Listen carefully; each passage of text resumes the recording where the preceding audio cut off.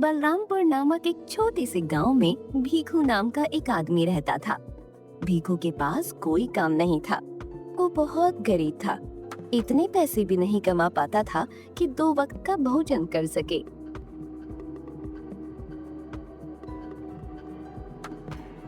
पता नहीं कब मुझे काम मिलेगा। आप जानते हैं, अब तो मंदिर में खाना मिलना भी बंद होने वाला है। अब हम कहाँ से खाएंगे? क्या? ये तो बहुत बुरी बात है। ऐसा नहीं होना चाहिए। हाँ, कल ही पुजारी जी कह रहे थे अब से मंदिर में खाना नहीं मिलेगा। ओह, तब तो हमें बहुत तकलीफ हो जाएगी। भीखू के 2 बच्चे भी मंदिर में ही खाना खाया करते थे। बच्चे भी भूखे ही रहेंगे। नहीं नहीं, मैं कुछ ना कुछ जरूर करूंगा। तुम लोगों को भूखा नहीं रखूंगा। अगले दिन से मंदिर में खाना मिलना बंद हो जाता है। सुनिए जी, बच्चे खाने के लिए बहुत जिद कर रहे हैं। क्या दूं इन्हें? भूख तो मुझे भी लगी है। रुको, मैं कुछ लेकर आता हूँ। भीखू आसपास कुछ काम ढूंढता है।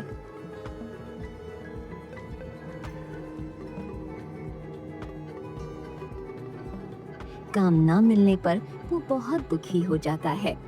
खाने का इंतजाम कहाँ से करूं? काम तो मिल नहीं रहा और मुफ्त में कोई खाना देगा नहीं। भीखू के सामने समोसे की एक दुकान थी। वो समोसे की दुकान के पास आता है। भाई, कुछ समोसे मिलेंगे क्या? भूख लगी है। हाँ, क्यों नहीं, पैसे दो और ले जाओ समोसे। नहीं भाई, पैसे तो नहीं है। अभी दे दो, बाद में पैसे जरूर दे दूंगा। नहीं नहीं, बिल्कुल नहीं। चलो निकलो यहाँ से। पैसे नहीं है तो जाओ यहाँ से। भीखू उदास होकर वहाँ से चला जाता है।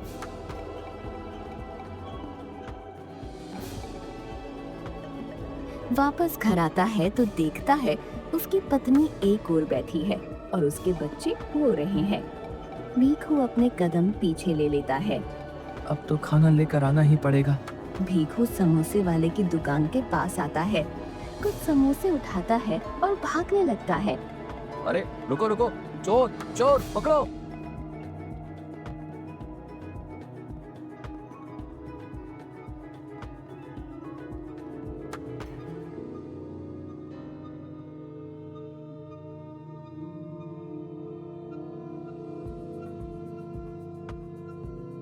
भीखू भागता हुआ घर पहुंचता है।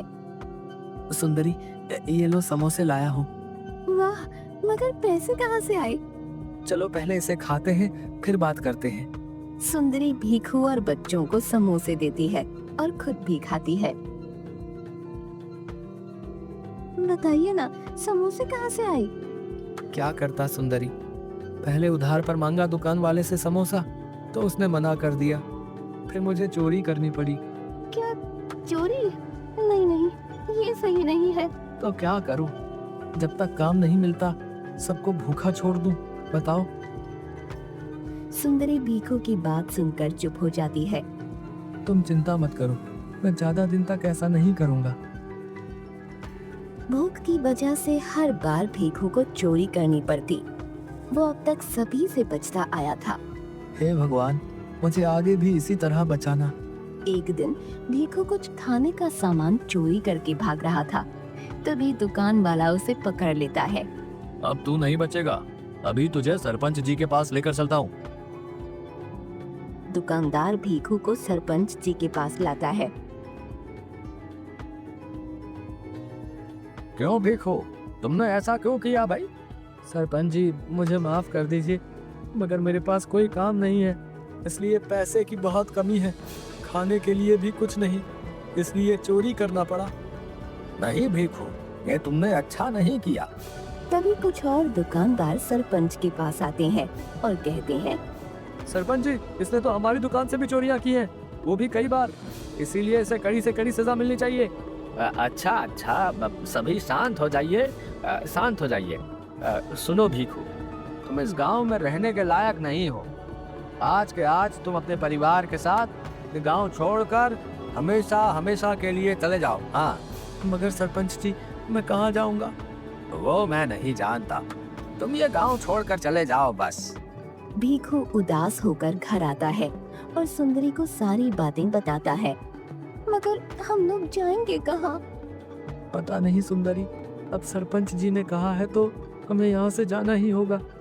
बच्चों को साथ लो और चलो यहाँ से। भीखू अपनी पत्नी और बच्चे के साथ गांव छोड़कर चला जाता है।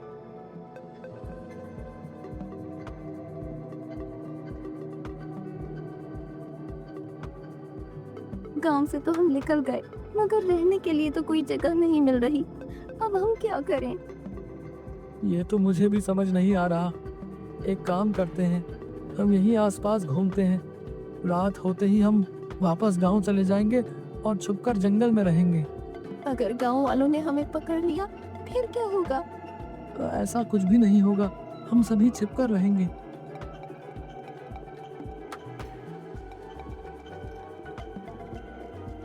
रात होते ही भीखू अपनी पत्नी और बच्चों के साथ गांव वापस आ जाता है और जंगल में जाकर छिप जाता है। सुनो सुंदरी, अब हम यहीं रहेंगे। जी ठीक है।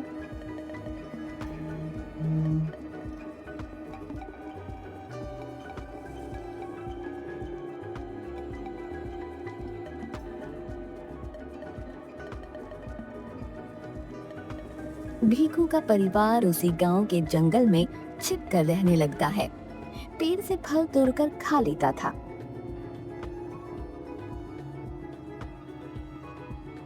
और कुछ सब्जियां मिल जाए तो उन्हें ही बनाकर खा लेते थे। जंगल में रहकर हमेशा भीखू यही सोचता, काश गांव वाले उन्हें माफ कर दें और उन्हें स्वीकार कर लें। कितना अच्छा होता अगर सभी गांव वाले इस बात को भूल जाते और हमें पहले की तरह स्वीकार कर लेते।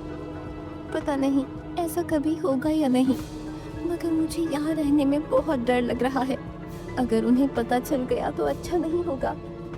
जब तक सब सही चल रहा है चलने दो, क्योंकि अभी हमारे पास कोई और उपाय नहीं है। अचानक गांव में शोर होता है कि एक शेर घुस आया है। ये बात भीखू को पता नहीं थी। कुछ गांव वाले जंगल में लकड़ियां काटने आते हैं। भाई कहीं मत जाना, मैं तुरंत लकड़ी काट कर आ रहा हूँ। पता नहीं कब शेर आ जाए। हाँ भाई यहीं खड़ा हूँ, तू लकड़ी काट कर आ। जब से गांव के शेर के आने की खबर आई है तब से सबकी हालत खराब हो गई है। ये भीखू सुन लेता है। वो आदमी लकड़ी काट कर चले जाते हैं।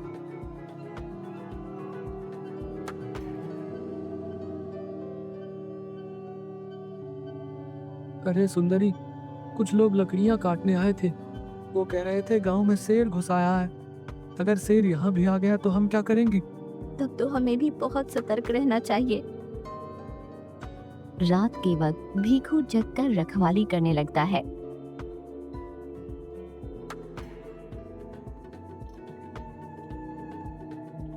एक रात अचानक भीखू को पैर की आवाज आने लगती है।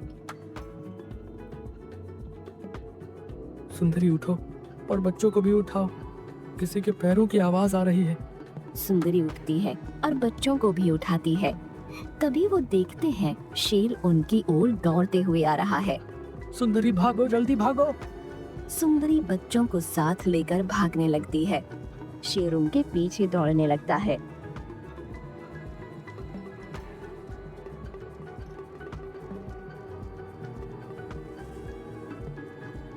आगे रास्ता नहीं बचा था। सुंदरी रास्ता खत्म, यहाँ तो सिर्फ एक दरवाजा दिख रहा है। चलिए इसी दरवाजे के अंदर चलते हैं। भीखू दरवाजा खोलता है और सभी दरवाजे के अंदर चले जाते हैं। यहाँ तो बहुत अंधेरा है, कुछ दिख भी नहीं रहा। हम कुछ घंटे यहीं रहते हैं, फिर बाहर जाएंगे।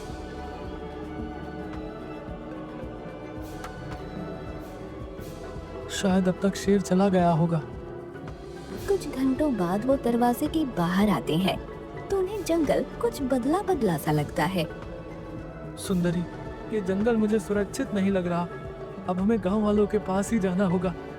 माना वो हमें बहुत सुनाने वाले हैं, मगर अभी जंगल में रहना एकदम सुरक्षित नहीं। गांव में चलकर पूछते हैं शेर गया या नहीं। जी ठीक है, चलिए।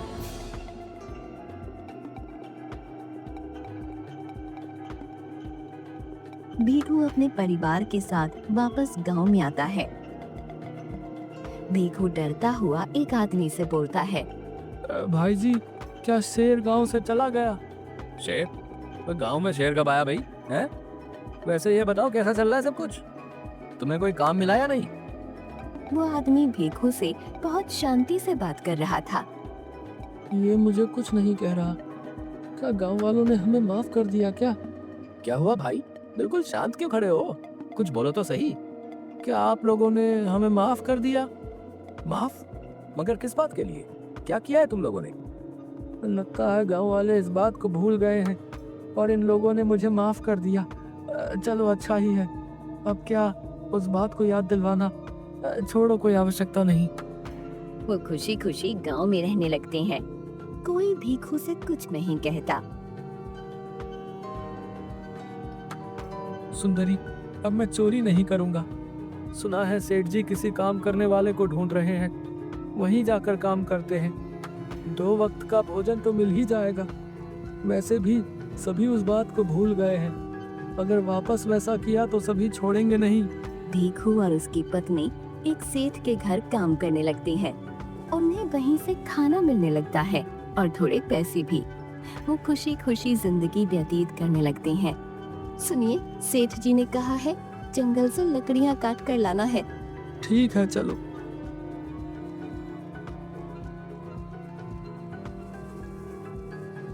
बच्चे भी साथ जाने की जिद करने लगते हैं। अच्छा, तुम लोग भी साथ चलो। सभी जंगल में लकड़ियां काटने आते हैं।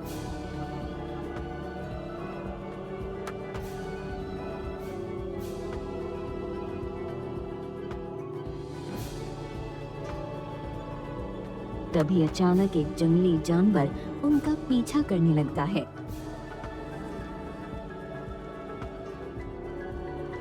भागो जल्दी से यहाँ से।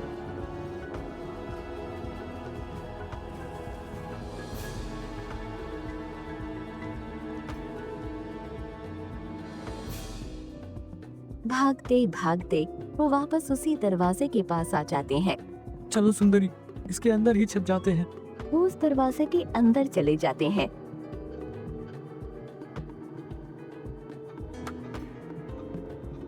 और कुछ घंटों बाद उसमें से निकलते हैं। चलो सुंदरी, वापस गांव चलते हैं। जब वो गांव आते हैं तो उन्हें देख सभी शोर मचाने लगते हैं। तुम लोग वापस गांव में कैसे आ गए? हैं? सरपंच ने तुम लोगों को गांव से बाहर कर दिया था ना? मगर आप लोगों ने तो हमें माफ कर दिया था। कब? हैं? कब? हमने कब तुम्हें माफ किया था? जल्दी से जल्दी ये गांव छोड़कर चले जाओ, वरना सरपंच जी को बता दूंगा। उन्हें वापस गांव से बाहर कर दिया जाता है।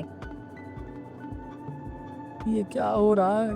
अभी तो सब कुछ सही चल रहा था। अचानक इन्हें क्या हो गया भाई?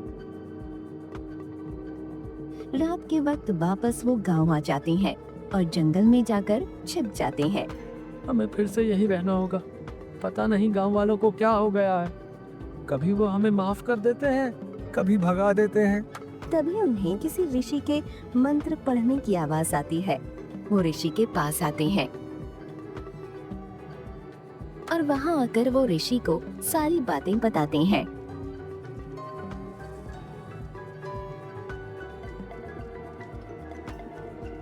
अच्छा, तो तुम लोग उस दरवाजे के अंदर गए थे। मैंने उस जादुई दरवाजे को अपनी शक्तियों से बनाया था। मुझे किसी चीज का परीक्षण करना था, इसलिए मैंने उसे बनाया था। मुझे नहीं लगा था उसके अंदर कोई चला जाएगा। बाबा, हम कुछ नहीं समझ पाए। जो भी सोचकर तुम लोग जादुई दरवाजे के अंदर जाओगे, वो बिल्कुल वैसी ही दुनिया तुम्हारे लिए बना देगा। और वही तुम्हारे साथ हुआ है। बताओ, तुम लोग अक्सर क्या सोचते थे? हम तो यही सोचते थे गांव वाले हमें माफ कर दें और हमें पहले की तरह रहने दें। अच्छा, तो ठीक वैसी ही दुनिया जादुई दरवाजे ने तुम लोगों के लिए बना दी थी। जब तुम लोग वापस जादुई दरवाजे के अंदर गए, तब तुम लोग बनावटी दुनिया से दूर असल दुनिया में आ गए। अच्छा, तो ऐसी बात है। हाँ, और उस दुनिया से जो कुछ भी तुम लोग लेकर आए हो, वो जादुई होगा। बाबा, हम तो उस वक्त लकड़ियां काटने आए थे, इसीलिए हम ये कुल्हाड़ी लेकर आए थे। अच्छा, फिर ये जादुई कुल्हाड़ी है। बाबा, इस कुल्हाड़ी की जादुई शक्ति क्या है? ये कुल्हाड़ी काफी जल्दी लकड़ियों को काट देगी, वो भी खुद से। इसमें तुम लोगों को कुछ भी नहीं करना होगा।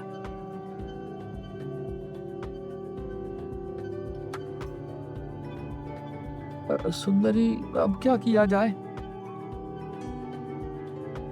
तभी गांव के कुछ लोग भीखू के परिवार को जंगल में देख लेते हैं और उन्हें लेकर गांव आते हैं। सभी भीखू को खरी खोटी सुनाते हैं। ये तुमने अच्छा नहीं किया। जब मैंने तुम्हें गांव से निकाल दिया था तो तुम वापस क्यों आए? इसी बीच भीखू सोचता है कि क्यों ना जादुई कुल्हाड़ी का इस्तेमाल किया जाए। कृपया शांत हो जाइए आप लोग। हमें इस गांव में रहने दीजिए और मुझे माफ कर दीजिए। मैं अपनी गलती का प्रायश्चित करना चाहता हूँ और इसके लिए मैं गांव के सभी लोगों के लिए मुफ्त में काम करने को तैयार हूँ। कौन सा काम करोगे तुमने? सभी के पास जितनी भी लकड़ियाँ काटने का काम होगा वो मुझे दे दीजिए। मैं जल्दी से जल्दी आपका काम करके आपके घर पहुँचा दूंगा, वो भी मुफ्त में। ये सुन सभी भीखू की बात मान जाते हैं और लकड़ियां काटने का काम उसे दे देते हैं। जादुई कुल्हाड़ी की मदद से भीखू फटाफट लकड़ियां काटकर गांव वालों के घर पहुंचा देता है। भीखू का काम देख सभी उसे माफ कर देते हैं। इसके बाद से यही भीखू का काम बन जाता है। अब सभी उसे पैसे देकर लकड़ियां कटवाने लगते हैं। भीखू हमेशा के लिए चोरी करना छोड़ देता है और इसी काम के सहारे पैसे कमाने लगता है।